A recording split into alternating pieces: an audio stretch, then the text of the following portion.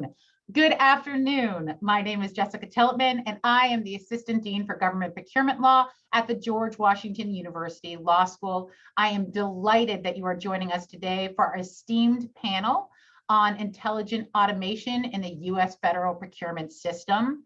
We have an all-star lineup for you that I'm going to introduce momentarily. I just wanted to let you know the genesis of this event. We're just thrilled to be presenting on this topic. This is the first in a three-part series about the role of intelligent automation and emerging technologies in the U.S. federal procurement system. Today's session will be at noon, obviously today because you joined us. The next session will be next Wednesday at noon as well. And the final session will be on Wednesday, the 20th. Of October, also at noon. So your single registration today has enabled you to join all three sessions. And for those of you that will be joining us and watching the recording, there's still time to register if you are interested. So the genesis of this program really started with one of our panelists, who I'll introduce more fully in a moment. But in addition to being an extremely experienced and talented procurement official, Liz Chirico, who's on our panel today, is also a student in our MSL program here at GW, our MSL in Government Procurement and Cybersecurity Law. When she first introduced us to all the incredible things that the Army was doing with emerging technologies, I just knew that GW Law School had to organize something around this principle, and that birthed this series. So today our focus is going to be on our government panel. What is the US government doing with these emerging technologies? How is this transforming the federal procurement system? How is this transforming processes? And even how is this transforming the procurement workforce? So with that, I'm going to go ahead and introduce our panelists, and then we're going to kick everything off. Throughout the session, if you have any questions, please feel free to post them in the chat function of Zoom, and we will answer them towards the end. We're going to leave a lot of time for questions today, but feel free to also post them in the chat section as we go along, so I will keep track of them. So first, as I already mentioned, is Elizabeth or Liz Chirico, who leads the Acquisition Innovation through Technology team in the Office of the Deputy Assistant Secretary of the Army for Procurement. Her team delivered Army Acquisition's first robotic process automation, or RPA, bot named DORA, which stands for Determination of Responsibility Assistant, estimated to save up to 13 days of procurement administrative lead time, and approximately $29.3 million annually. Katherine Crompton is the Chief of Contracting for the Department of Defense Joint Artificial Intelligence Center, or JAIC. Ms. Crompton is responsible for setting up the JAIC's contracting team, creating AI contracting strategies that deliver rapid and agile methodologies to the warfighter, supporting the development of AI acquisition cadre across DoD, and leveraging Tradewind to create an ecosystem of FAR and non-FAR procurement mechanisms that deliver to the DoD AI that is ethical, responsible, and rapid. And last but not least, Scott Simpson has been with the Department of Homeland Security for over 10 years and works with the Office of Procurement Operations as a contracting officer. Scott is currently on detail with the Office of the Chief Procurement Officer's Procurement Innovation Lab, where he serves as an innovation coach and supports acquisition teams across the department. He is also the proxy product owner for the Artificial Intelligence for Past Performance Project, which we're going to learn about today. And also, I want to note, he has one of the coolest signature lines ever on an email, which includes a badge that designates him as a contracting innovation master. So Scott, hats off to you. Your signature line is pretty awesome. Okay, so with that in mind, I'm going to kick off today's panel by turning to Liz.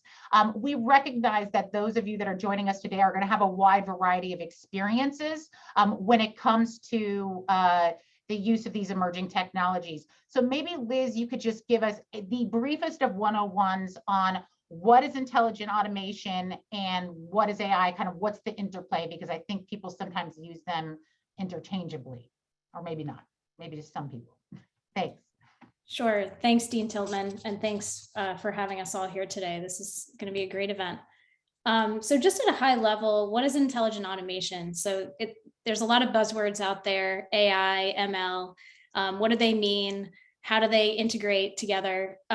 So just to start, robotic process automation, or RPA, is a way of doing a manual process or function using bots. So using a robot, also known as a bot.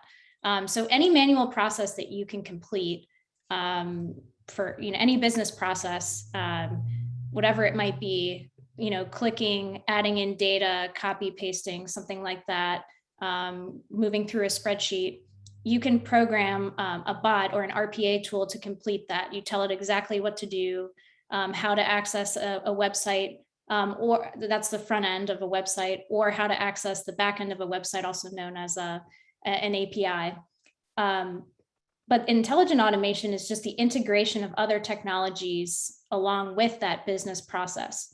So those technologies include artificial intelligence, natural language processing, NLP, optical character recognition, or OCR. And those are just some examples. So it allows cognitive abilities to learn. It allows those technologies to learn how to do that process better.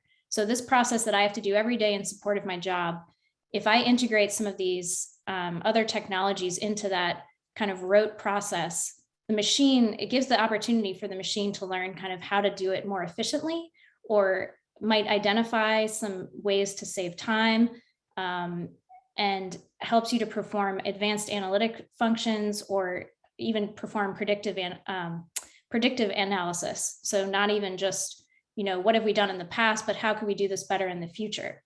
Some other benefits of intelligent automation: accuracy, increased compliance, a more consistent process, more reliable process, the ability to scale across an organization. So not just what one office or one agency is doing, but across the government, across multiple agencies, helps to drive senior leader decision-making, helps the workforce to refocus their time. So instead of kind of copy pasting or clicking or looking for data, you can enable a system to complete a lot of those steps and actually help to learn from it and move forward faster. And it improves the customer or user's experience of working with that data and those technologies. So it really helps to bring forward process efficiencies, consistency, stability, and as a whole, just the digital transformation process. So I hope that helps a little bit. There's also a video on the resources tab that kind of talks to intelligent automation as well. Thanks, Liz. I will put a link to the resource page in addition to having registration information we created. And I would say Liz played a huge role in that, a resource page for people that are interested in this topic. And a video will be posted there afterwards. So I'm going to go ahead and kick off with Scott. If you could go ahead, Scott, and just tell us a little bit about what you are doing or what DHS is doing when it comes to intelligent automation technologies in your procurement system. Yeah, and so I'm sure DHS is doing a lot. As Jessica mentioned, I'm the proxy product owner for the Artificial Intelligence for Past Performance project, which we just call Cparz AI. And of course, Cparz is the Contractor Performance Assessment Reporting System, which is a mouthful, which is why we just call it Cparz. But it contains all of the records of contractor past performance across the government. And so you can imagine that over the years, we've developed quite a wealth of data there. It has over 1 million records for hundreds of thousands of vendors. But the problem, of course, with all that data is sorting through that data and trying to find things that are relevant to me can be really burdensome. And so the way that this data is used is when a contracting officer or acquisition professional is doing a solicitation and they're reviewing past performance, they'll go into the system and look for relevant data for the vendors that are quoting on that solicitation. And so if I'm running a cybersecurity solicitation, and maybe I'm doing penetration testing, I'll go in for the 5 or 6 vendors that submitted a proposal, and I'll look at the past performance for those vendors. But I don't want all of their past performance. I just want the ones that are relevant to past performance. I don't care how well they did on other, cybersecurity or maybe on general IT work. I definitely don't care how well they did on building an aircraft or, staffing a key personnel somewhere else, right? I just want my penetration testing. And so if I'm going through those hundreds of records, it can be really time consuming. So our frontline users came to us and they told us that they were having problems there, that they thought it could be done better. And then industry actually came to us and told us the same thing. And you know that when those two groups are on the same page, it's an issue. So we talked to some really smart people, including our Office of the Chief Technology Officer, and we thought that maybe artificial intelligence could help us out there. So back in 2019, we awarded phase 1 of the Cparz AI project. We made 9 awards, and the purpose of that was to prototype something. And we were really kind of broad in what we wanted them to prototype, but we had a couple of baselines of, we wanted to be able to ingest the solicitation. So we wanted to be able to upload it so that the solicitation could be machine read. That's machine learning, just like Liz was talking about earlier. And that breaks down the parts and identifies the most relevant sections of the solicitation. From there, it's compared to the past performance reports for those vendors that I identify, and it sorts them from the most relevant to the least relevant. It's not making any decisions yet. It's not saying who gets the contract. It's just sorting them from most relevant to least relevant. And it's looking at things like how well it matches on the solicitation, how recent is it, who was the work performed for, and most importantly, are there any red flags? Is there a termination for convenience? Is there negative sentiment in the write-ups, right? So that's where the sentiment analysis comes in. There's anecdotal evidence that suggests that there are satisfactory ratings that actually contain negative sentiment in there. And so when you're looking at that, you can get a feel of, okay, this actually says it's satisfactory, but I'm going to read this to see what I think and whether they actually did a good job or not. And so we started out with that phase 1. We're in phase 2 now, and I think we'll get to talk about that more as we move along. Thank you. Let's go ahead and go with Katherine. Maybe you could talk to us a little bit about JAIC. Yes, so the JAIC is a new organization. So we are standing up for the DoD, the AI-enabled contract office. So we definitely have a challenge ahead of us. Lots of good already going out there that we're reaching out and finding out about, Liz's Dora, Scott's Cparz AI. We're going to be reaching out because what we are trying to do is bringing in a complete ecosystem of these AI-enabled procurement tools that the DoD can use. So what is the goodness going on in the Army? What is the goodness going on in the Air Force? All these different components, we're bringing them in together. One thing that we are working on specifically in the JAIC is an AI-enabled contract writing system.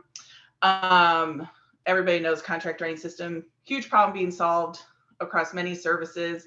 Well, and maybe not so well, depending on who you ask, but we are really bringing that technology in to take the cost estimation, to take the market research, to bring all those things into that contract writing system, to be able to validate the data for PMRs in the contract writing system, to let what Liz was talking about, how can we make that contract writing system, as many of you know in the procurement process, information that's on the market research report might be over here in an acquisition strategy, and you might be using it over here in another document.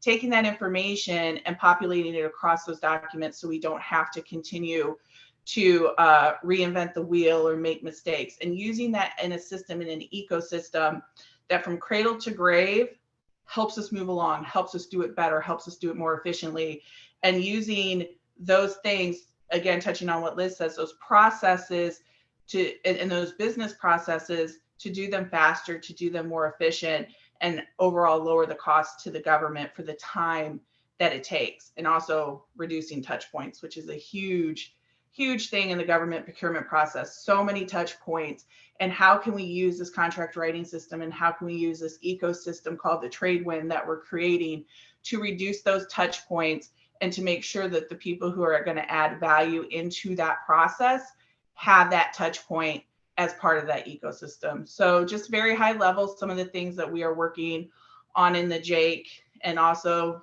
we're lurking, we're in the shadows of everybody else seeing what good they're doing so that we can look at what technologies and bring those into our ecosystem as well.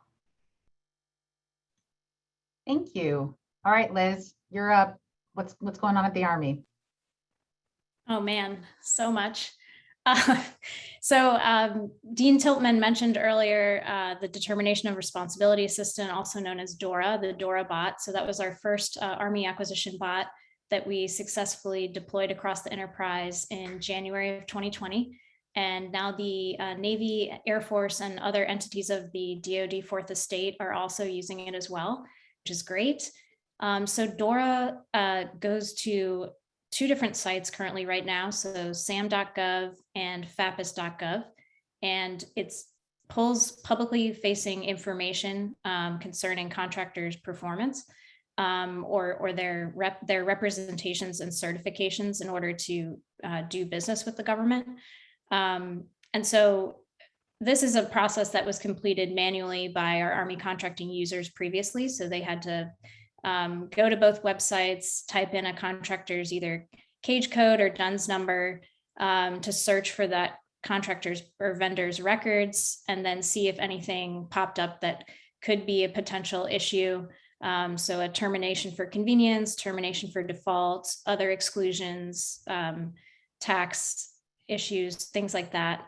And so now DORA is able to access and pull that information for our users. So the way that the process works, and actually the IRS, Mitch Winans, who unfortunately was able to join us today, and his team kind of piloted a lot of aspects, or they piloted this bot in 2018. Our bot is a little bit different from their original process, but there are a lot of ways it works similarly. So all our users have to do is actually send an email with the DUNS number in the subject line of the email. And from that request, the bot is able to take that DUNS number and check both fapis.gov and sam.gov for that vendor's information and send it back to them in a report. So it sends a report back in an email. So it's a PDF report, as well as a policy document that our team put together with our policy office, and it populates all the information. So it's on a designated template, has DoD seal on the top, the date, the DUNS number, cage code, and all of the information that we can possibly populate to support our contracting users. And so that saves a lot of time and energy and effort, because previously, when you're finding this information and you want to put a record in the contracting file to indicate that you've checked these databases, you'd have to open a new document, start from scratch, manually type in all of those fields. And a lot of the data fields are repetitive. So the date, the time, a lot of the information, what's the acquisition that I'm looking at, what's the vendor. And DORA, that's where DORA is really saving a lot of time. And I like to make this very clear that DORA is not making any contracting officer decisions. It is informing contracting officers to make better decisions. So it's populating information that they would have to search for, and it's putting it into the hands of our contracting professionals so that they can make those decisions. But the bot itself is not making any decision. It's just pre-populating the information and streamlining the process to pull that data that our contracting professionals would ordinarily have to do on their own. So it took a process that took about an hour to complete manually, and completes it in about 5 to 10 minutes, depending on email speeds and times. Obviously, sometimes websites are down or there's issues like that, but it moves a lot more quickly than it did previously. That's one example. That's our first bot that has been deployed officially. We're working on a lot of other projects and looking at other areas where we can assist our contracting users. So we're looking in the pricing world, ways to compare labor categories and rates. We're looking at structuring our Army contract data. So, contract actions tend to be hundreds of pages long, and there's a lot of different aspects, clauses, mandatory clauses, policies that are included, regulations that change pretty regularly. And there are ways to kind of train an intelligent automation tool to actually read through a massive amount of text in a document, either with natural language processing. So that example is like a computer that can actually read through like a human would read through and provide a summary, or look for specific terms in a text. So for instance, data rights, if you're looking for data rights and clauses, you could have it scan like a 100-page document and just pull out those areas. Another form of doing that is called optical character recognition. So instead of reading text like a human would, you can have it look for specific like pixels or pictures, text as a picture. So like a PDF is kind of an example of text as a picture. But it's just a different form of the same process, kind of scanning for certain areas on a contract page and then providing that information. And so that's helping us just structuring the data that we have, because when you think about every single contract action for any federal agency, that's, say it's at least 100 pages long, not all contracts are, but a lot of them tend to be long. It would take a human an immeasurable amount of time to go through every single aspect. And even if you're, scanning or using like Control F, Control Find for certain terms, it would take a very long time to search for all that information and then populate it in a way that you could use it. And that's an example of what some of the technologies and tools that we're looking into to help our contracting users and provide data that's going to help us make better decisions. Thanks, Liz. I'm continue to be in awe of like the capacity of these things to process so much and be so useful. I saw some nodding heads, so I'm not sure if Katie or Scott wanted to get in and respond to something specific. It's harder on Zoom. I can't really see body language sometimes. I thought I saw a short hand coming up. All right, we'll move on to the next question. And I will say, keep the questions coming. I'm keeping tabs of the questions so that when we get to kind of the Q&A section, we'll definitely get to your question. So turning now, we can kind of go in order again. I guess, Scott, what has worked well for DHS and where have you experienced challenges or setbacks? And would you do anything differently if you could turn back time? So you're just asking for everything. The one thing that worked really well for us was getting partners early. And so early on, we asked for volunteers and we got a lot of volunteers, and those volunteers are actually our user base.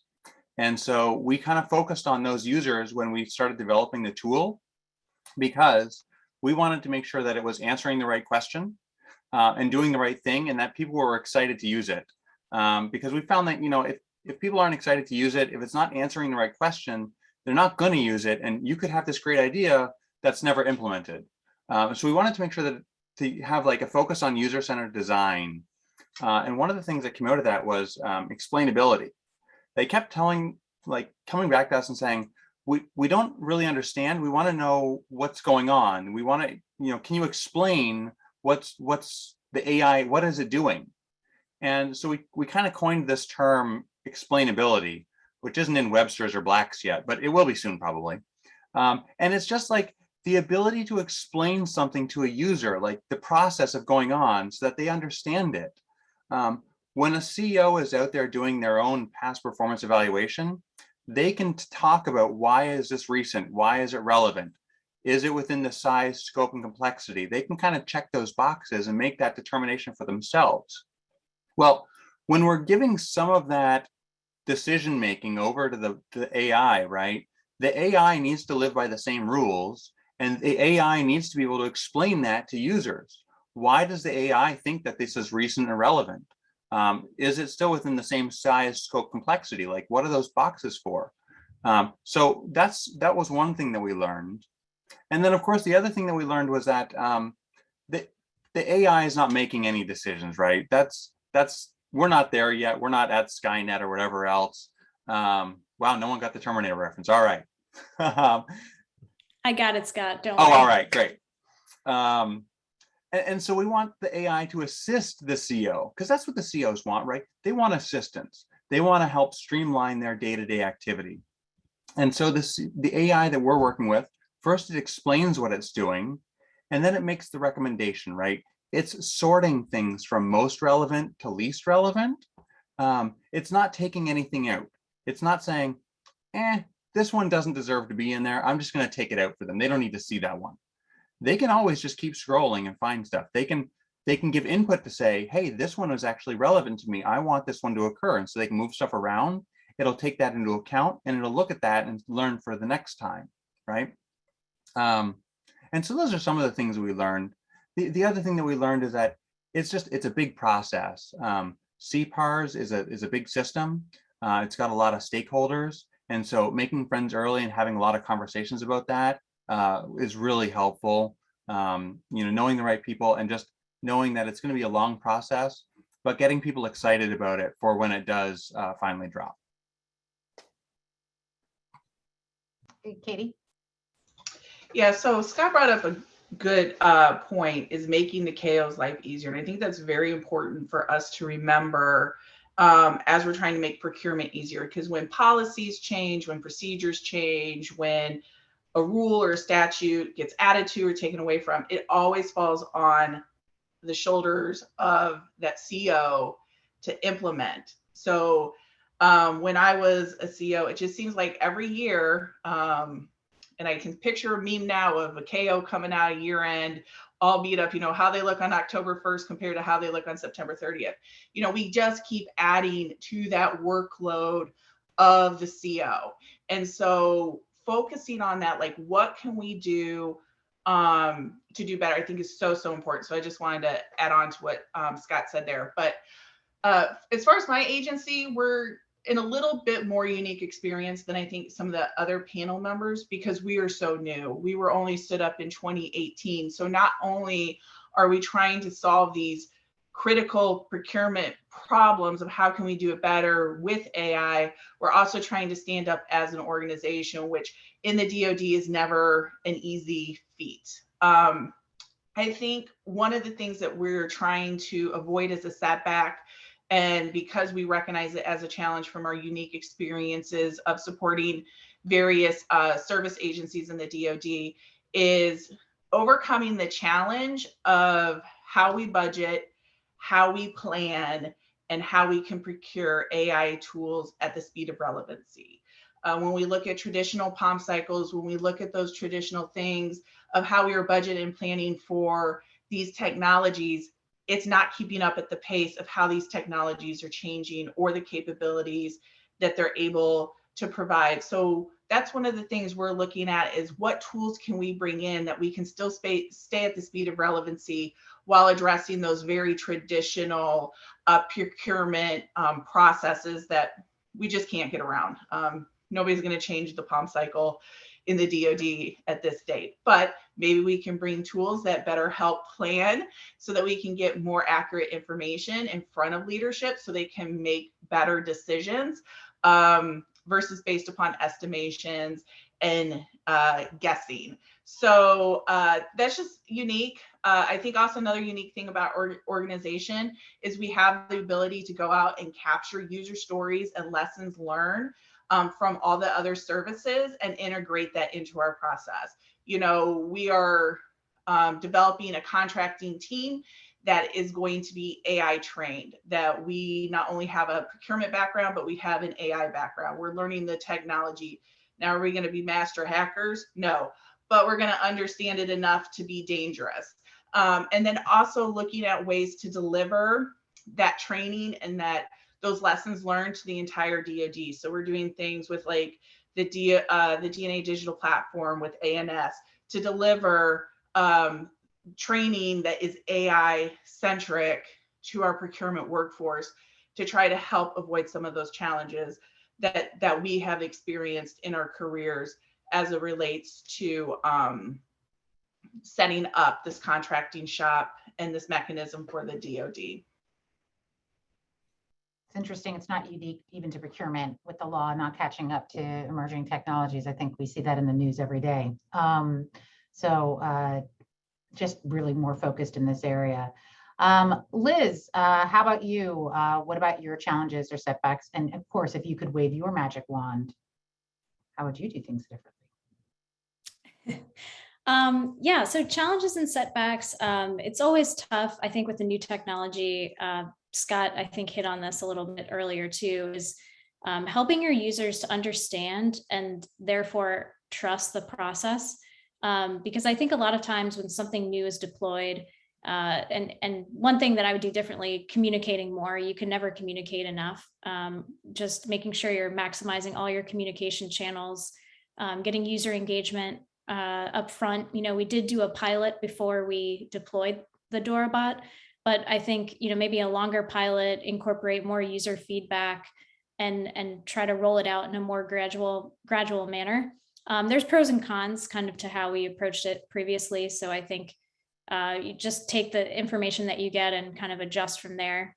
But I think understanding how something works helps users to then trust the technology, because if you don't understand how something works, you're not going to want to use it, because you don't know, where the information's pulling from, how it's getting populated, and how to read it even, well, I don't know where this field came from, or I don't know what website where this, assertion came from, or something like that.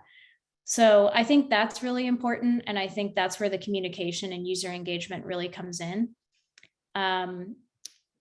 Funding, I think Katherine hit on this as well, is always an ongoing challenge, just, planning for funding. I think it's really helpful to have a senior leader champion. We've been really fortunate to have some great leaders. DASAP is really helping us and pushing to help within the Army, just, pushing the envelope and accelerating us forward as far as how we can better use technology to help our contracting workforce. I think keeping communication open, so allowing users to have a feedback channel to come back to us so that we can understand. Again, I think Scott and Katherine both hit on this, user stories, understanding what the day-to-day problem statement is. Even with the tools in sustainment, sometimes that changes, a website changes how it operates, or we have that right now actually with Dora. Both FAPIS and SAM.gov have changed recently. And so as a result, Dora operates a little bit differently. And so how do we adjust to that? And how do we make sure we're getting that kind of real-time feedback from folks so that we can make those changes and make sure that the bot is still pulling information that's relevant to our users? And I also, this was hit on before, but again, just partnering with other services and teams and agencies. So there is a federal RPA consortium, Robotic Process Automation Consortium, and it's all government users that come together. I believe it's once a month, and there's different speakers and talking about different use cases and pilot opportunities that folks are working on, partnering together where it makes sense, and trying to gather best practices and lessons learned, things of that nature. There's also a DoD RPA consortium as well that my team and I participate in, and you have to be willing to learn a lot from others and things that they've done well or things that they'd want to do differently. So we're going to ditch the Wayback Machine, and now we're going to look forward to kind of what functional areas, like where would you like to see some of this technology expanding? Kind of what are some of the functional procurement areas where you think that could benefit the most from these technologies, maybe that you haven't already described? So Scott, I'll go ahead and start with you with your future machine, time machine. Sure. I was really excited when Katie started talking about the CWS and integrating AI with that and everything you go through, because it's so true. When you're writing a PWS or a SOW, like how many times do I have to write the same thing? And if it can just take that and like put it into everything, that would be great for me. With the Cparz AI project, we're actually focusing now on market research. We just kicked off what I'm calling phase 2.5, because it's not phase 2 and it's not phase 3, but it's phase 2.5. And we're looking at how the same kind of processes can help us with market research. Because if you think about market research, it's really not something that's changed in the last, 20 or 30 years, right? You post an RFI, you read the responses, you look for trends, you make your acquisition strategy, right? So how can I bring that into the 21st century? Can I use the same kind of process where I upload a solicitation, or maybe I just write a couple of sentences and the AI looks at that and compares that to maybe what's in FPDS or other federal sources to see who else is out there doing this work. And then maybe it combines that with not just how well they've done it or what they've done, but how well they've done it, like with the Cparz data. And then it looks at, okay, and here's their GSA schedule, here's their alliance schedule, here's their OASIS one. And it gives me this whole kind of list of everything that's out there. And it starts to really build like, again, start to build the market research process, because I don't think it's ever going to be able to do the whole thing for me. You still need a contracting officer to look at that and say, no, this is a little outdated. This is happening, COVID's happening. There are no syringes out there. There's no masks. You need to have a person out there that's on the top of that too. Now, the interesting thing with that is that there are some legislative hurdles that we're overcoming, or at least getting ready to overcome for that.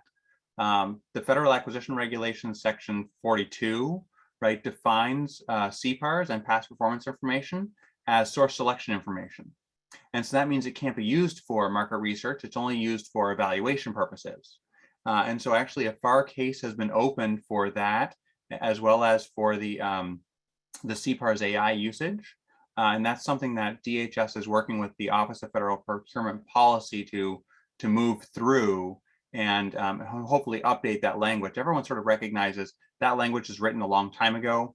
It never really had the imagination then of what does AI look like in 2020, let alone 2021 or 2040.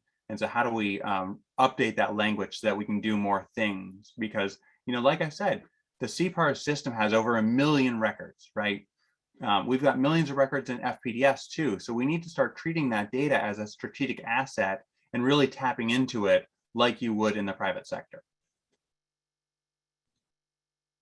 Katie. I'm just loving all Scott's answers so far and having to follow him and finding it a little bit hard, but he's just got me all excited. What areas of procurement? What we think of as the JAIC is we honestly think all functional areas in the procurement process and even outside the procurement process would benefit from IA technologies. From a procurement perspective, for example, tech scouting, finding the needed talent quickly. I think everybody probably on this call, we're so used to seeing like the same 7 to 10 companies winning these tech awards, and really are they the experts? And so finding that talent, not only from a government perspective to bring in-house, but also from a perspective of providing us those technologies, finding that quickly, finding these tools that help us save time and prevent errors. I think across the community, you'll find resourcing continues to be a big issue. Our work every year seems to get bigger and bigger, and the challenges seem to get bigger and bigger, and our resources aren't pacing to match that. So what can we do and bring in to save time, save money, keep culture high, keep people wanting to work and do better and provide innovation? And I think it's important is like we constantly can't get comfortable. So many times we get comfortable with the technology we have. We're like, woohoo, we're doing great. Look at us, patting ourselves on the back. But then we become stale. So what can we do to constantly innovate, be looking towards the next thing? And I think also from a community perspective, and I think Scott and Liz both touched on this, we've got to get better at seeing what the other services and the other departments are doing so that we don't recreate the wheel. So many times you see that we're buying IA or AI or technology in these silos. And so we really aren't cross-sharing resources. With a market research tool, like Scott mentioned, could I go out and find that the Air Force is already doing this, that they have completely built this up and their contract has ceiling, that I can add my work to it. And then we don't have to go through an 18-month procurement cycle of trying to get this on contract. So we've got to stop working in silos. So that's my answer to this question, is looking forward to bring collaboration, quit working in silos, and to get more functional areas using these technologies to save time and save money. Great suggestions. Liz, your turn. You're up.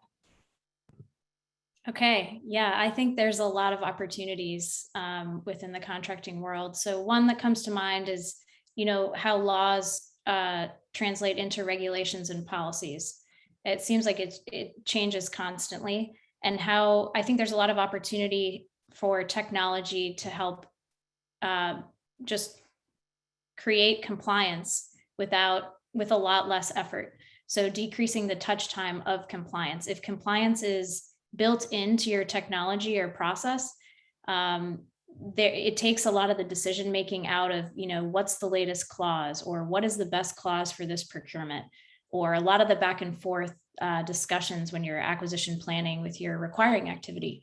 If we can, help get some of these technologies to assist us with what the latest and most relevant and most important way to mandate this particular area of law or regulation or policy into our contracts, that's going to take a lot of burden off of our contracting professionals. So that's the first one that comes to mind, but there's a lot of other areas. Government furnished property tracking, I know that's something that we're looking into as well in the Army. Government purchase card tracking. So both in the functional area, market research, that's another area. Is there an opportunity to kind of collect a lot of information or leverage some of these tools to collect information that, again, a human user, it would take a much longer time to do, and then populate that information for our users to help them make the best informed decision. So whether that's assessing all the strategic vehicles that exist in the federal government space, or whether it's actually going out and searching and giving folks an opportunity to say, hey, I can do this job, or even DHS's Cparz AI tool, right? Like the sentiment analysis and helping folks to find, does this exist already? Does this vendor do this particular work regularly? Do they do it well? Kind of what have others said as a result? So we're excited to see how that FAR case turns out, Scott, because I think that's really going to shift. That is really going to shift the paradigm in federal contracting. But I think any area of contracting, which there are a lot of areas that involve a rote process, that you can document, you can apply RPA technology, and then in turn, intelligent automation technology too. So incorporating some of those cognitive technology tools or aspects into that rote process to learn and make it more efficient. I think we can absolutely address them. And I think there's a lot of opportunities in this space. And I was just putting a link to the FAR case into the chat for people to reference. I know sometimes it can be challenging to scour, though. If you Control F past performance, you can find it that way too. So we talked a little bit about the use of these emerging technologies and what you're doing, what you wish you could be doing, what's worked, what hasn't. But we haven't really focused on how you're acquiring those technologies. And so that's a slight twist on this assessment. So I know I keep going in like a round robin, but it seems to be working so far. So we'll keep going down that way. Scott, could you talk a little bit about the acquisition of these technologies and maybe some innovative techniques or maybe challenges that you've run into in this process? Yeah, so the way that we acquired the Cparz AI support was through the Commercial Solutions Opening Program. It's CSOP. It's an authority that the NDAA granted to 3 agencies, DoD, DHS, and GSA. And I think it's supposed to sunset either at the end of this year or next year. But it's a non-FAR-based authority, so you don't have to use the federal acquisition regulations. And you can use it so long as you're meeting 3 criteria. Are you purchasing a commercial item? Is it going to be used in an innovative way? And is it under $10 million? And so for us, we kind of check the box and all those things. It's a commercial item because there's lots of vendors out there that sell it. Like, you can get AI services from AWS and from BERT, from Google, from Shea, from a lot of these different things. We're using it in an innovative way because we haven't used it like this before to tap into Cparz data. And it was definitely under $10 million. And we got a lot of flexibility from this. Because at the end of the day, what we're trying to do is not to build, an AI software system that runs on my data center or runs on the Cparz data center or anything like that. What we're trying to do is build and stimulate a commercial marketplace to grow there, where I can go and purchase these reports or the software as a service, whatever else. And not just me, but anyone across government. And so from that lens, we're in a bit of a different situation. It's a new marketplace. There's no one out there that sells these tools. They're building it to sell to us. And so CSOP allowed us to give them seed money. So we weren't paying for all their work. We were upfront with it. We said, hey, we're going to provide seed money for this. And so for the phase 1 contracts, we had 9 contracts, and they were each 50,000 each. That was it. And they ran for 4 months, and they built prototypes for us. The phase 2 contracts were a little bit more, but they were still under 250, and we awarded those to 4 contractors. So that's a little different. Because it's non-FAR based, we didn't have to post it to contract opportunities, although we did. We also posted it on LinkedIn to try to get those non-traditional firms, those like kind of niche AI firms that we might not have heard from otherwise. And so because of that, we got a startup from MIT, and we got a couple other ones that were startups that were just doing AI work. And hey, we thought they were pretty good, and so we gave them a try. Lastly, again, because it's non-FAR based, we were able to write special terms and conditions that applied to our use case.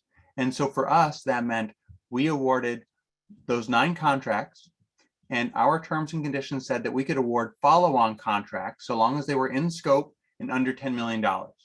So we awarded phase 1 in 2019, we awarded phase 2 in 2020, and we awarded phase 2.5 in 2021. And we did all of that from the original solicitation back in 2019. So CSOP for us has just been a huge blessing and just has so much tremendous potential for us to continue developing from that one idea.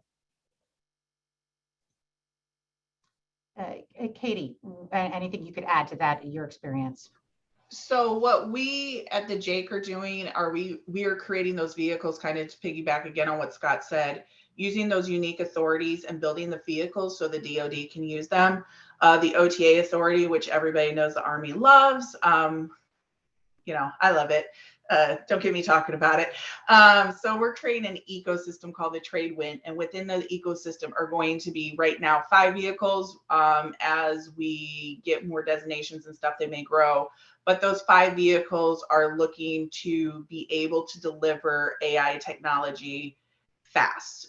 We have the talent vehicle, which is going to get us the talent, you know, those the people who we bring in, the SMEs, the people who are supporting us day to day, a vehicle that we can bring them on and onboard them quickly. We have the Try AI, which is using the authority, I believe it's the same authority, CSOP, that Scott mentioned.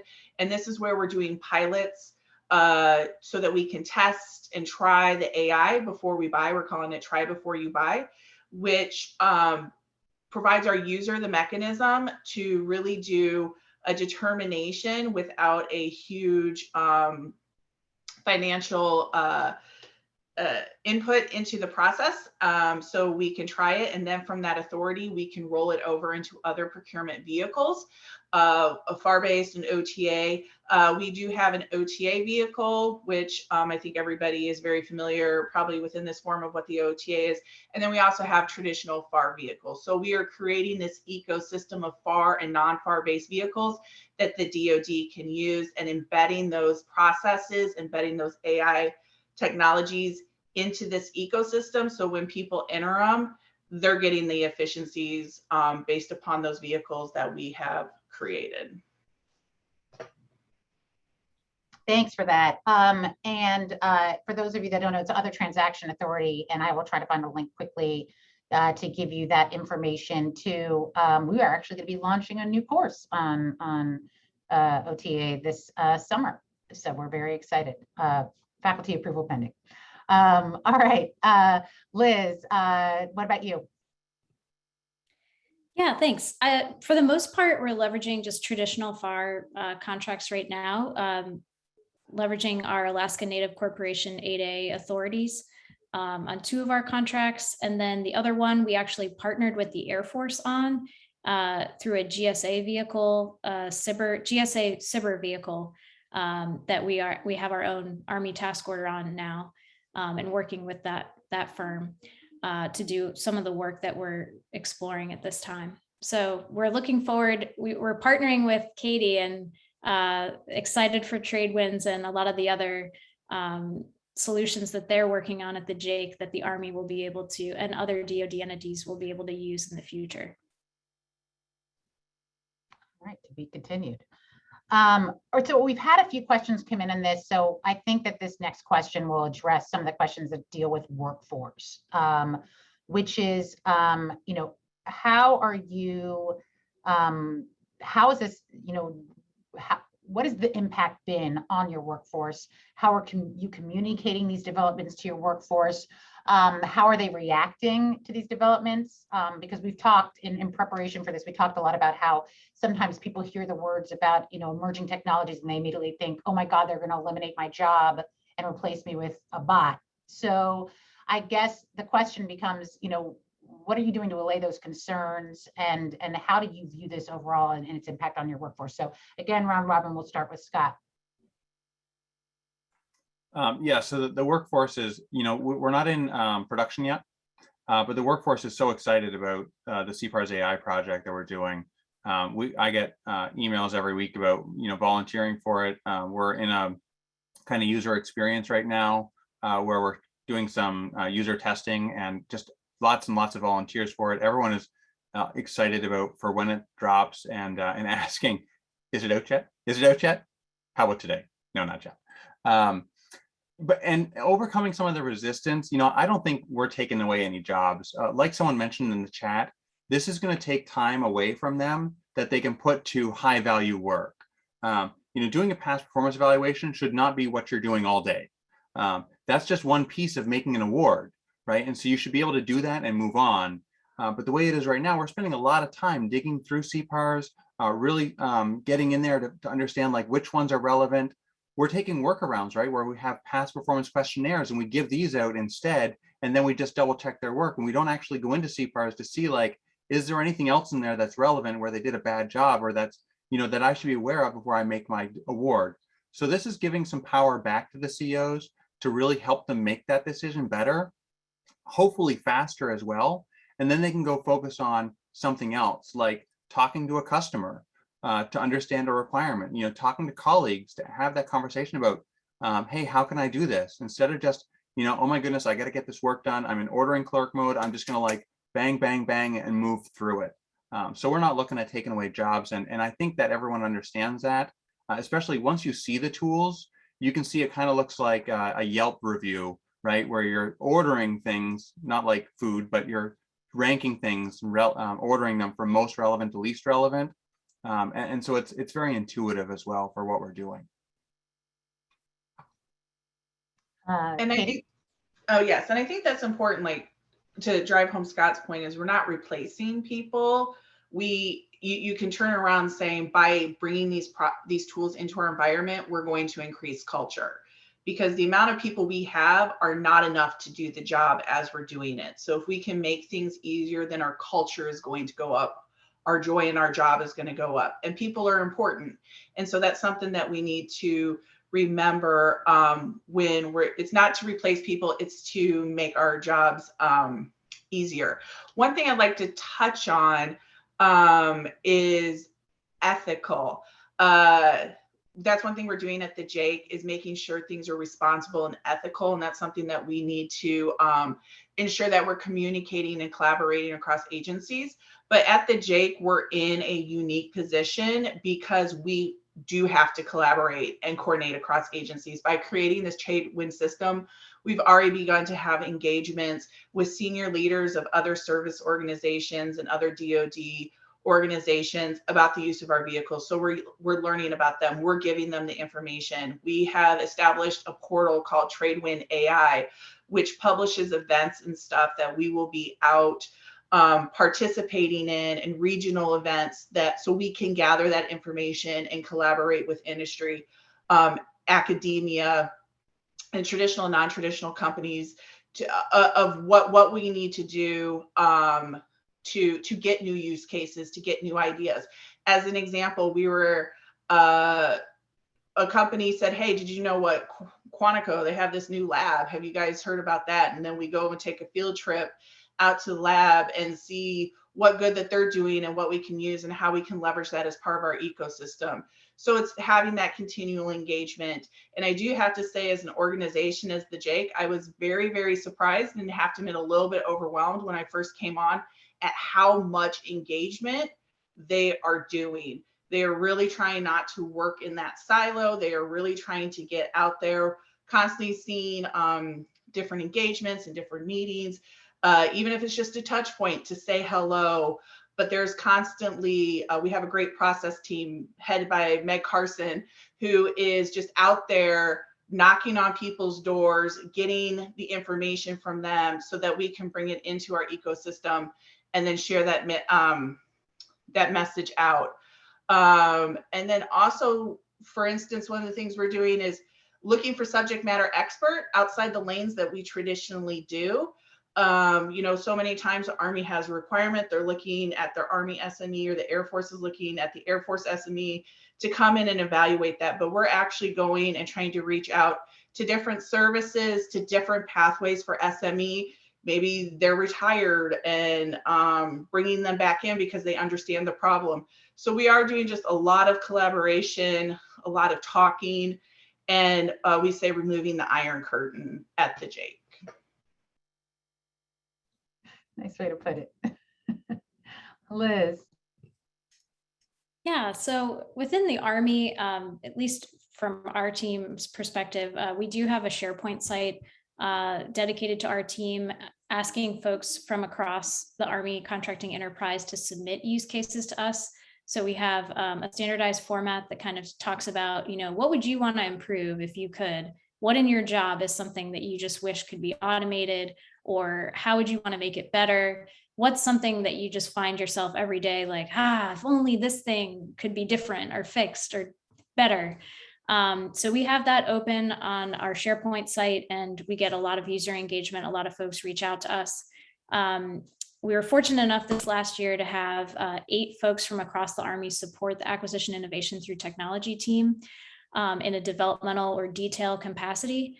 And those folks are phenomenal. They've all gone back to their home offices now, which is very sad. Of course, we are working virtually, so going back means just not being on Zoom anymore or MS Teams. But they brought a lot of really, really great knowledge and perspective to a lot of the contracting problems that we've discussed in the past. Kind of a fresh look on it, or new ideas on, hey, here's how I would get after it if I could. And combining that with all of the opportunities and learning events and consortiums that we've attended as a team, both engaging with industry and attending, like, for instance, the DoD Rpa Consortium or the Federal Procurement Rpa Consortiums, and learning about the technologies that exist and then saying, oh, I didn't even know that technology could do that. In that case, here's how I would want to apply that to this contracting problem that I experience all the time.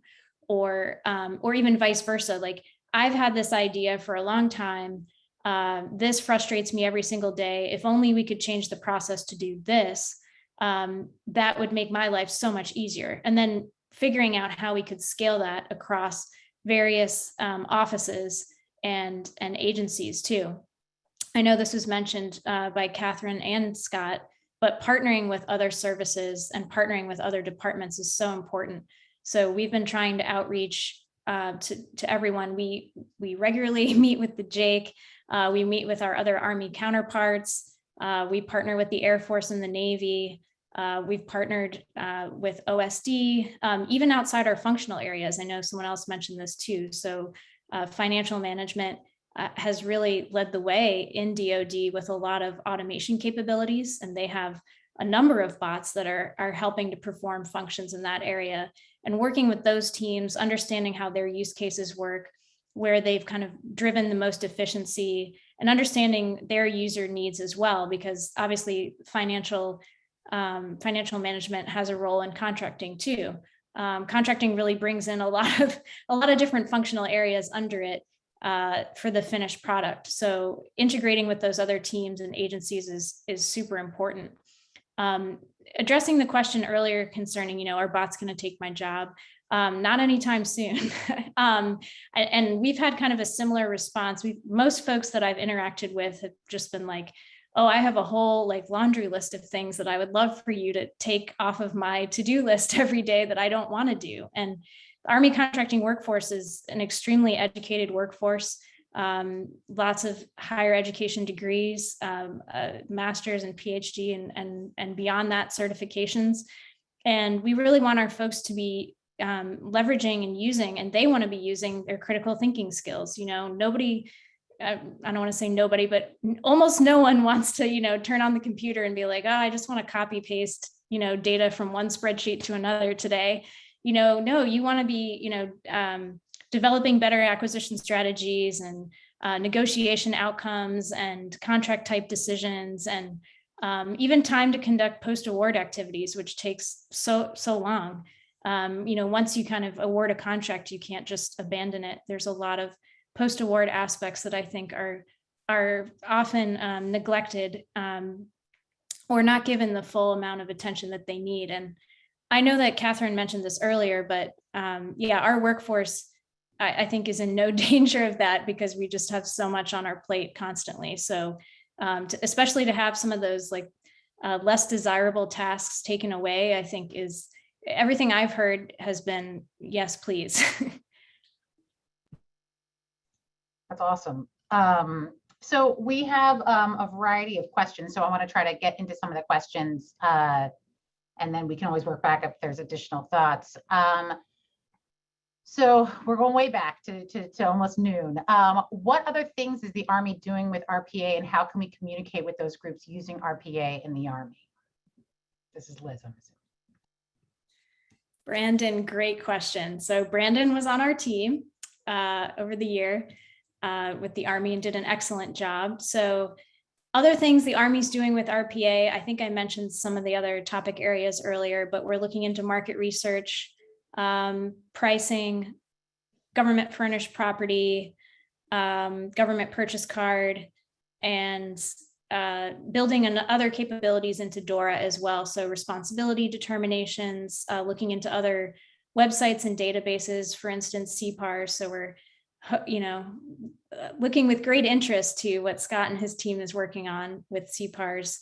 Other DoD systems, for instance, Cparz, and I know this is like alphabet soup, so I don't know how much of this is going to make sense to everybody, but it gives you an idea of the broad span of sites and systems and databases that a contracting professional has to check and pull information from and analyze that information in order to make a decision. And if there's any way for us to kind of pull that information, automate how it's presented, standardize how it's presented, that's going to save a lot of time for our folks. So those are the areas that we're looking into. Communicating with the groups across the Army, that's a great question. So we just stood up an initiative. It's an intelligent automation forum that's going to be running once a month within the Army. Ms. Giovanni Powell on acquisition innovation through technology team at the DASAP is actually facilitating that and leading that effort. The next meeting is, I believe October 20th. So if anybody is on the line from the Army that has an RPA idea, or their office is interested in RPA and wants to engage with us, it's going to be a monthly ongoing phone call, MS Teams call. So we encourage you to please feel free to reach out to me and I can definitely connect you. But thanks for the question, Brandon. Okay, so that, just to clarify, so would that be open to other smaller federal agencies to use these products and join in, or is it just across the Army? My question was just for across the Army. This is an Army contracting kind of forum that we're standing up. But for other, I would say other DoD agencies, I can definitely connect you. There's a DoD RPA Consortium that meets on a monthly basis. And then for federal agencies, the federal-wide RPA Consortium, those are two really good resources for folks in either of those groups to collaborate, discuss what ideas they have, or learn from others on use cases or ideas they'd like to pilot. I didn't know if Katie or Scott had anything to add to that for other agencies that maybe aren't kind of where your organizations are yet, but might want to learn from what you're doing. So you can access us via tradewinai.com. So to see areas we're going to be, the vehicles that we are supporting, you can reach out, call.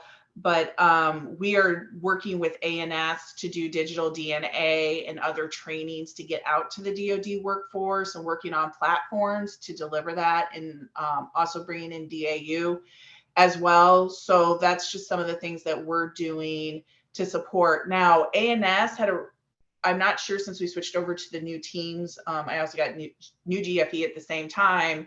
But I know ANS had a technology innovator group, which brought in different functional areas across the DoD, which was a great team. They had like training. I'm not sure if they're still doing that or not, but that was just a really great tool to see across the DoD and learn about the different things.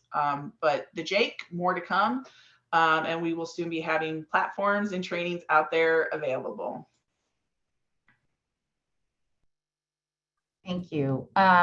So somebody did ask whether there's an ability to get a website or report describing your project. I mean, we had this Farcase link. Is there anything else out there? We've done a couple of demonstrations over the years, so you can go out and take a look at those. I don't have a link with me, but if you send me an email, I'll drop my email into the chat, and you can send me an email. I'll try to find the link. There's a couple of demos out there that are like 5-minute demos each. We put one on an MCMA, not last summer, but the summer before that, in their Innovation Alley. So we've tried to be pretty open. One of the things we know, just getting federal acquisition workforce members, more comfortable with it. But also, you talk to industry about, hey, we're going to use AI for past performance. And like some people get kind of nervous. And so we want to make sure it's out there for them too, and kind of socialize that and say, hey, this is what we're doing with it. We're just bringing it into the 21st century. We're not having AI make the decision. We're not going to cut anything out. We're not going to do anything weird with it. It's really just to help our organization. And so you can go and check some of those demos out, and that they're out there publicly available. Okay, follow up for you, Scott. Is Cparz AI running against a report from Cparz or going directly into Cparz? Does Cparz have the ability to use APIs? So currently Cparz does not have an API. It's part of the SAM.gov upgrade. So it's in the works, but it doesn't have that API yet. And so that's one of the hurdles that we're overcoming in terms of technology, is what does it run against? And so funny story. When we did phase one, this is a big lesson learned for us, right? Is like, think about the data. When we did phase one, we were like, all right, how many records does DHS have that we can share with these 9 vendors? And we had like 5,000 or 6,000. We said, okay, well, it's probably not that hard to get 1,500 for them. Well, it turned out it was, because I was the one who had to download PDFs one at a time. And then we worked with our chief technology officer to scrape those into a spreadsheet. And then we worked with the same guy to anonymize those, because you can't give them live data, right? So we anonymized like GW University as company 123 and so on and so forth, right? So that was like a big ask. And that took, we were supposed to give it to them in like September. And I think I gave them the last one in like December or January. And it was probably like 100 short because I was burned out. So with the next one, we went to the integrated award environment who runs Cparz, and we asked, hey, can you pull out a bunch of data for us? And we worked with our 9 partner agencies, which includes Air Force and Commerce and Energy. It's like this nice little microcosm of the government, because it's got some defense and some law enforcement and some other. And they all partnered to give us some of their data. And so we were able to give them 50,000 records instead of just 1,500. And it's from across the government. So it's better tuning, because if you tune it just to DHS records, then you get like a DHS skewed result. And so if you're from Air Force or Army, when I put the data in, it's not going to get you a good result. And so you're not going to like it. And so tuning it across those 10 agencies instead of just one gets you a much better result. But the way that we delivered that was we anonymized a spreadsheet again. And so right now it's residing on a spreadsheet that they access every time that they go forward. But in the future, our hope is that it taps right into Cparz via that API that's in the SAM.gov upgrade at some point. Great. So we have a question about the use of AI in contract management and, for example, like risk management or claims management. And I mean, I guess it's somewhat related to my initial interest in all of this, which is how do we help use these technologies to help with compliance and mitigate corruption risk and things like that. And I know Liz, I'm going to turn to you just briefly because one of my questions was, how are you using this in responsibility determination? Walking me through how this process works, but also recognizing that this technology and the output is only as good as the data that it's looking at. And so I had raised some concerns about, whether the quality of the data, particularly in FAPIS, for those of you that's ever seen me in another presentation, I have many unkind things to say about FAPIS, but I guess my question is, what kind of role do you see these tools playing in these types of compliance, risk mitigation types of areas? Yeah, that's a great question. I think moving forward, you hit on a great point. So, the systems, and this is a challenge with artificial intelligence and machine learning, any kind of tool that's enabled by intelligent automation technologies, the tool is only going to give as good of the data that's in it. And so whether that's human error or whether it's complete, corruption or misleading of information or anything like that, the tool is only going to be able to provide a result as good as the data is. So I think there are opportunities to kind of clean the data. It's kind of called data cleaning, or data structuring is kind of the next step to that. Looking for errors. I think what you're mentioning, Dean Tiltman, is a really important area that we have to address as a federal procurement space. Is just, is it good enough to rely on vendors to kind of provide their own data and input, and how are we validating that in that system, and then that system is feeding all these other tools. So I think that has to kind of happen at that website or that databases level, and I think technology can help with that. Absolutely. I mean, if you look at AI and you see how it can operate, kind of challenging some of the assumptions or challenging some of those inputs, cross-validating them across a number of spaces. If someone says, oh no, I've never been terminated for convenience, but then, you launch an automated search across the internet or across a variety of other databases and websites, and there's hits that come up like, oh, actually it says you were terminated, 2 years ago for this reason, this happened, or this site says this thing. And if there's any kind of debate on that information, we could use that information to say, well, there's a little bit of a dispute on kind of what you certified to, so let's dig deeper. That's just off the top of my head an example of kind of how those technologies could address something like that. I think there's a lot of work to be done there, and I think it's a great question. It's a big challenge, but I think that's a challenge that goes across for data and how that data is informing our decision making and cleaning it. Even just human input errors. We can definitely leverage technology to kind of identify anomalies or repeats in data, or data that doesn't make sense given the type of field that it's in, and then either provide recommendations on how to correct it, or provide like an algorithm or an if-then logic, like if it says this, it really means this. And so just to correct it right away, something like that. Thanks, Liz. All right, so this one's going to be for Katie.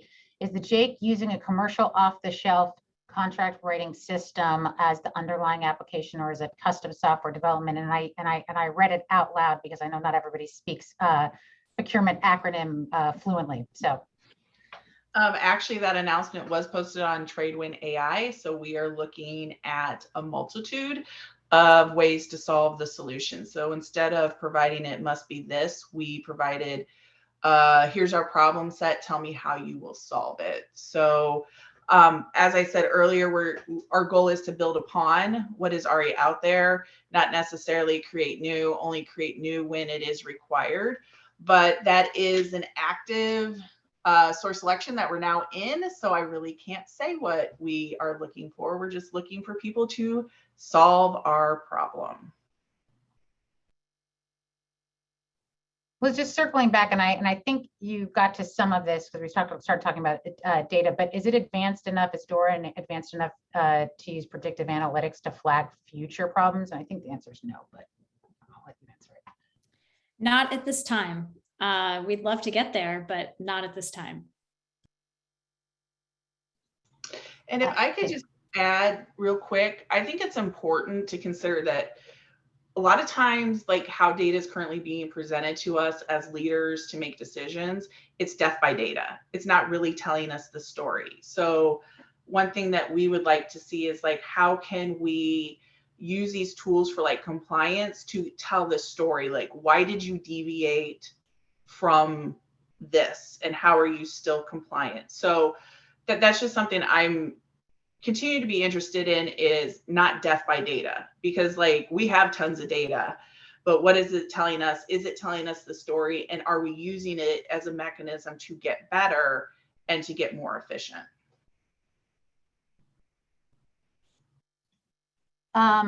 When will the Cparz, this is Scott, AI tool be fully functional? When will it be deployed for government-wide use? If so, when? I'm assuming a lot of this depends on the FAR case coming out, but I'll let. Yeah, and so a lot of it, some of it is the FAR case that's going to come out. The FAR case has got a 9 to 18 month lead time, and so that it could be decided, sometime next year, hopefully. And then the technology as well. After the technology kicks in, as well as the governance, right? We want to make sure that this is all used appropriately, and so it would be expanding it a little bit, and so we want to make sure that the governance is still in place around that. So that it is used correctly and everything else, but hopefully it's got the next stage after that is going to be pilot, and so the pilot will get out there. It will have people use and feel and touch it, and really get to know. Okay, well, if I'm using the Cparz AI, this is how much time it saves. Like Liz was able to give those metrics for Dora, and we don't have those yet because we haven't been live. We're using all this stale data, and so we can have kind of a best guess on what it is, but we don't know exactly what it's going to be yet. And so the pilot is the next stage after that, and finally go live. And so go live is probably sometime in 23, fiscal year 23. So there was a question about security considerations in the development in these tools. Kind of what role does that play? Katie, maybe you can take that one. Okay. It is definitely something that we need to be concerned about. For example, how with our ecosystem, how are we vetting contractors?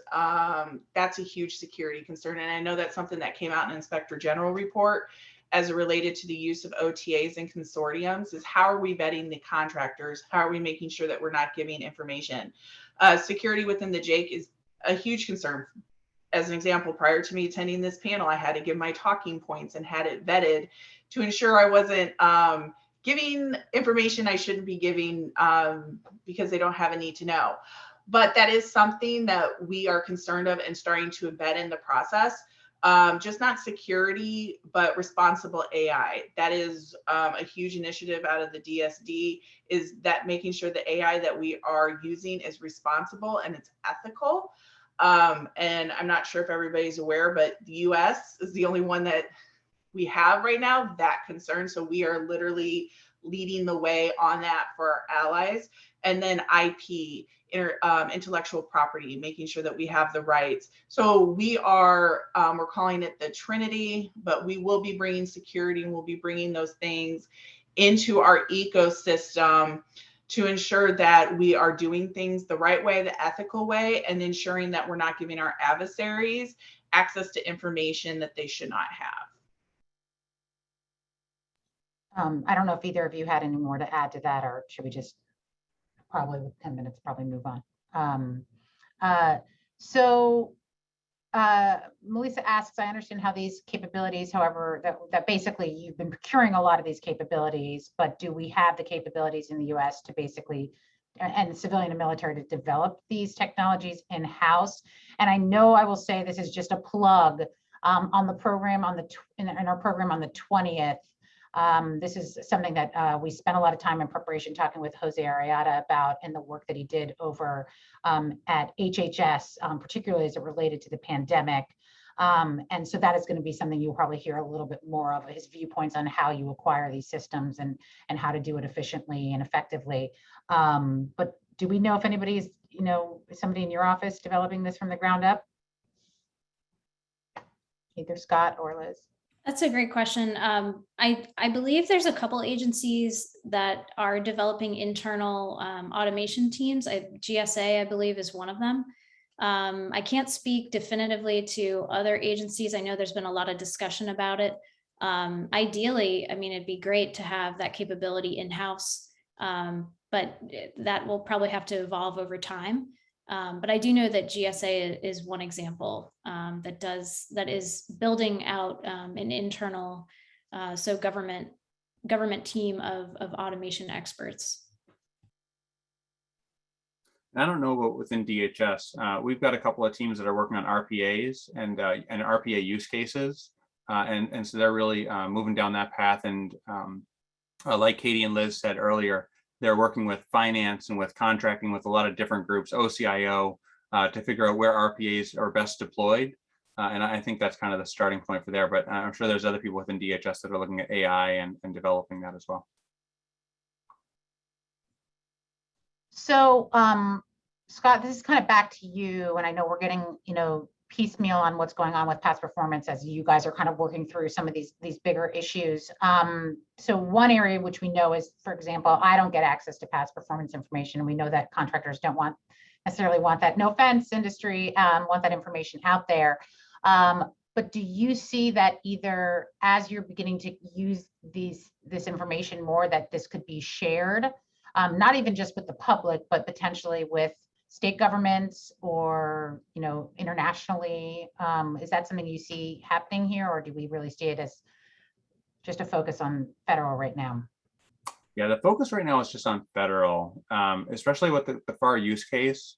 The thing that we're working with the FAR use case on specifically is to allow third-party access so that the vendors that we've contracted with for phase 2.5 and 3, right, can access the data.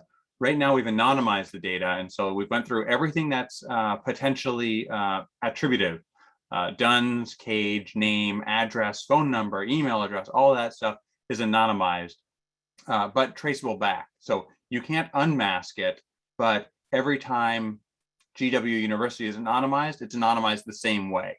And that goes to email address as well. And so the FAR use case that we're looking at, or the FAR case we're looking at, is really to allow those vendors open access to that data for the purposes of generating the Cparz AI reports, not for anything else, not for being open. And so I don't see a use yet for state and federal and other entities access, but of course, currently a vendor does have access within Cparz to their own data. And so we want to keep that going as well, and be open with that and say, hey, if I'm a contracting officer and I'm going to use one of these Cparz tools, the vendor should be able to go in and get the same report that I see for their data. And they're going to see it rack and stack the same way that I see it. And that way, if they have something in there that's negative, right, they've already had the chance to talk about that when the original Cparz was published, but now they can talk about that in their solicitation as well, right? They can distinguish that, if you will, as my law word of the day. They can distinguish that case and say, this is the mitigating steps that we've taken. We fired that person. Or, hey, we learned from that. This is what we're doing differently. That's really what you want to see from a company. You just want, and it goes back to what Liz and Katie were talking about, right? The whole story. I just don't want to see that they had a negative past performance, right? I want to see, okay, you've got a negative one. What did you do as a result for that so that doesn't happen again? And so, having that third-party access, the vendor access to their own data is going to be really important for that aspect as well. But beyond that, I think it stays very much the same as what you see now. There's additional requests for information just in a variety of questions. So at the outset in the chat, I provided a link to our resource page. I will also say that we're updating it. I know Liz has thankfully provided additional resources. I just haven't been able to get them up on the site yet. I know the JAIC has a multitude of resources on this. Certainly you'll hear from Dan at the IBM Business of Doing Government, or government, I'm going to butcher your name right now, so sorry, from IBM, who's going to had a lot of work on these issues, but there's certainly a lot of resources. So for those of you that have joined us today, that you are interested in these issues, if you have some thoughts you want to put in the chat about additional resources or links, I encourage you in the remaining time that we have to do this. We have, I know because we're down to the last few minutes, Somebody asked, Allison asked, how are you managing counterfeit parts? And is that yet part of the equation, or is that something that is not part of your equation? I see faces looking like a shaking heads. No. Yeah. Okay. Yes, Liz. I think, yeah, counterfeit parts is an interesting question. I don't think we're quite there yet, at least from my view, but it's something that we could definitely look into. We are looking into national stock numbers, NSNs, that contractors are proposing in support of systems across the board. We're kind of looking at that more from a pricing perspective right now, but I think you could apply other aspects or areas to that. I know that the Dorobot is also searching for, and Defense Pricing and Contracting under OSD also has a bot that does this as well, checking the Section 889 information to certify that we're not using certain banned telecommunication products or services in our Army contracts, or DoD contracts across the board. So those are two kind of high level examples, but I think there's a lot more work that can be done in that area, and it's definitely an interesting question. I think from my perspective, a lot of it, what we're dealing with is software, and it's software as a service, so it's hosted in the cloud. It's at a FedRAMP level 2 or in the FedGov cloud of like AWS or Azure, and so that doesn't come into account as much. But I think that to turn the question a little bit, AI can be used probably to go out and hunt down some of those parts. I was in a conversation a while ago where they're looking at a scrim tool to crawl the supply chain risk management tool, to crawl the database and look for and identify all of the different hardware parts that were on that database or in that network. And so you could use that then and double check it against foreign parts and counterfeit parts, just like Liz was talking about. So I do think that AI can be used for that. But in terms of how counterfeit parts in 889 is kind of affecting us, a lot of it is hosted in the US with US software, and is not that isn't the risk really, I don't think, for us. So that leads me to plug next week's session. I'm putting a link here. So again, anybody that wants to see can see the speakers for next week. Next week's session, again, same day and time, Wednesday at noon. We'll be hearing from industry and how they're using these tools in their procurement processes, and what potential applications might be useful to the government. But they are actively using these tools to manage their supply chains and to reduce risk and to ensure compliance. So I think if that's a question that you're interested in, that next week you'll benefit from that. And then the third week is really the bigger policy issues. What are the bigger issues ahead and policy issues ahead? And by then I will not have butchered Dan's organization's name. Hopefully within 2 weeks I can keep practicing at night. So with that, I want to just take a quick moment before I thank our lovely panel to thank the individuals that helped organize this program or this series. In addition to myself, you have Liz is one of our organizers too. So thank you to Liz, Victoria Christoph, and also Alex Canizares, who are also co-organizing the program as well. You will see them later in the series. So again, thank you to this fantastic panel. It's really, really interesting to see all of these developments. And to me, I view this as the first of an ongoing discussion that we're going to continue to have as these things continue to develop. So thank you for your time. Thank you to everyone who joined us today. And we hope to see you next week. Take care, everyone. Thank you. Thanks, Jessica.